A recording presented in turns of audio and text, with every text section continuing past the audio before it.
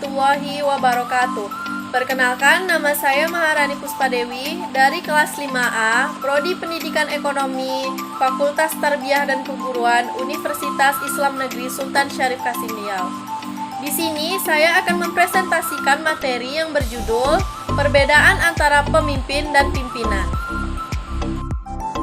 Menjadi seorang pemimpin tidak boleh membuat diri kita menjadi kepribadian yang tidak melihat ke bawah dan membuat kepribadian kita menjadi egois. Akan tetapi, menjadi seseorang pemimpin akan membuat diri kita menjadi kepribadian yang menjadi lebih baik, mengerti akan kerjasama, bisa menghargai orang lain, bisa berinteraksi, bisa mempunyai teman, dan menambah banyak relasi. Menjadikan kepribadian kita menjadi jiwa sosial yang tinggi dan yang akan membuka suatu usaha dari proses hingga hasil menjadi besar sehingga orang lain akan melirik kepada kita dan memberikan pelayanan terbaik untuk memunculkan kepercayaan seseorang agar banyak orang yang akan mau bekerja sama dengan kita. Nah, untuk menjadi pemimpin itu kita harus mempunyai sifat-sifat. Yang pertama, kemampuan sebagai pengawas atau pelaksanaan fungsi-fungsi dasar manajemen, terutama pengarah dan pengawas pekerjaan orang lain. Yang kedua, kebutuhan akan prestasi dalam pekerjaan yang mencakup tanggung jawab dan keinginan sukses. Kemudian yang ketiga, kecerdasan, yaitu termasuk kebijakan, daya pikir, dan pemikiran kreatif. Yang keempat, ketegasan, kemampuan untuk membuat keputusan-keputusan untuk memecahkan masalah-masalah dengan cakap dan tepat. Yang kelima, kepercayaan diri atau pandangan terhadap dirinya dalam kemampuan untuk menghadapi masalah. Kemudian yang keenam, inisiatif, kemampuan seseorang untuk bertindak yang tidak tergantung pada siapapun dalam mengembangkan serangkaian kegiatan dan menemukan cara-cara baru atau inovasi. Kepemimpinan itu mempunyai ukuran juga loh. Apa saja sih ukuran yang harus dimiliki oleh pemimpin? Yang pertama ada spesifik, yaitu pemimpin usaha haruslah memiliki tujuan yang jelas untuk dicapai melalui usaha yang dikembangkannya. Kemudian ada measurable, yaitu pemimpin usaha harus dapat mengukur sumber daya dan waktu yang diperlukan untuk mencapai tujuan usahanya tersebut. Kemudian ada attainable, yaitu pemimpin harus mampu mencapai tujuan usaha yang telah ditetapkannya.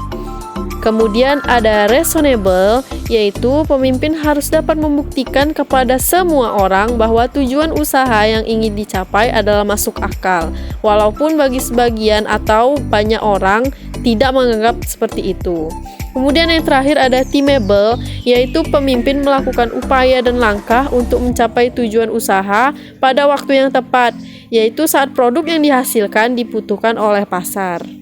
Selanjutnya kita akan membahas mengenai gaya kepemimpinan. Secara umum gaya kepemimpinan ini ada 3. Yang pertama yaitu otoriter. Gaya kepemimpinan otoriter adalah menekankan kebijakan yang dilakukan untuk mencapai tujuan usaha didasarkan kepada keputusan-keputusan yang dibuat oleh pemimpin. Kemudian yang kedua ada demokratis. Gaya kepemimpinan demokratis selalu menekankan kebijakan yang dilakukan untuk mencapai tujuan usaha didasarkan kepada keputusan-keputusan yang dibuat oleh pemimpin dengan melibatkan bawahannya. Kemudian yang terakhir, yang ketiga, ada liberal. Gaya kepemimpinan liberal menekankan kebijakan yang dilakukan untuk mencapai tujuan usaha didasarkan kepada keputusan-keputusan yang dapat dibuat setiap orang pada tugas dan tanggung jawabnya masing-masing. Ciri-ciri kepemimpinan yang baik, yang pertama adalah energik, yaitu mempunyai kekuatan mental dan fisik. Kemudian stabil emosi. Tidak boleh mempunyai prasangka jelek terhadap bawahannya, tidak cepat marah, dan harus mempunyai kepercayaan diri yang cukup besar. Selanjutnya mempunyai pengetahuan tentang hubungan antar manusia. Motivasi pribadi, harus mempunyai keinginan untuk menjadi pemimpin dan dapat memotivasi diri sendiri.